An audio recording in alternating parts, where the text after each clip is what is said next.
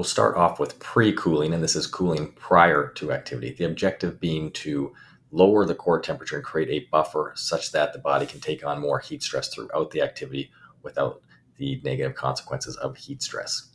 Common methods: cold water immersion, ice vests, cold towel, really any of the traditional cooling modalities. Now, effectiveness would be best when you are in high heat conditions, so high risk of thermal stress.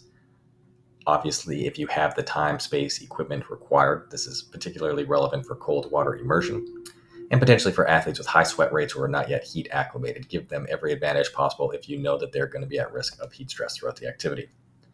Considerations, though, include the balance between the benefit of lowering core temperature and creating that buffer versus warm-up effectiveness. Optimal performance does require muscles to be in their optimal temperature as well. So we want to warm them up. That is relevant. You don't want to be going into a high-intense activity and be cold. So there is real careful consideration on what is the optimal core temperature for the central nervous system, as well as what is the optimal muscle and local temperature for muscular performance. Per-cooling is cooling that is applied during an activity, with the objective being to lower core temperature during the activity, buffer the rise of heat storage, to attenuate the rise of heat storage. And then once an individual gets into a state of hyperthermia, how can we accelerate the rate of heat dissipation and get them to stay in that optimal range or as close to it as long as possible?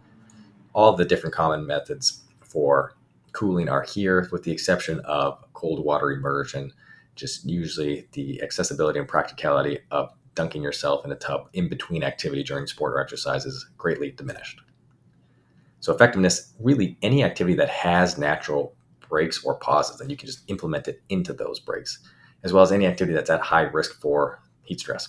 Hot environmental conditions, really high intense training. A few considerations: you want to integrate it into the workout. The less friction, the better. What's quick, what's easy, what's safe, what can be planned, protocol, and there's an understanding and intent behind the cooling.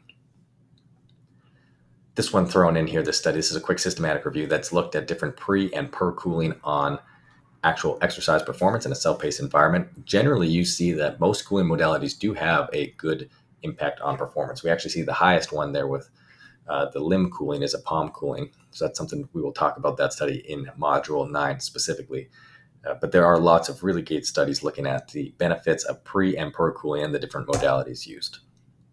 Finally, we have post-cooling, intent largely being to help facilitate recovery after exercise. This has gotten a lot more attention, especially recently, and a lot of discussion on the benefits or negative impacts of cold water immersion following workout, especially on hypertrophy and gains.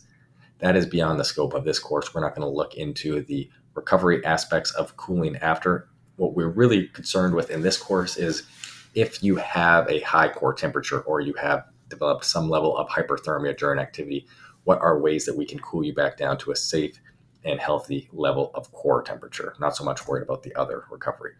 So effectiveness for cooling following high intensity or high heat activity, especially when hyperthermia has manifested in some form or the other. Considerations being, what is going to be the impacts on recovery? What is the need for the individual? Are there opportunities to passively recover post-exercise? Want to make sure that the cooling makes sense for the goals based on the training and the environment and the individual.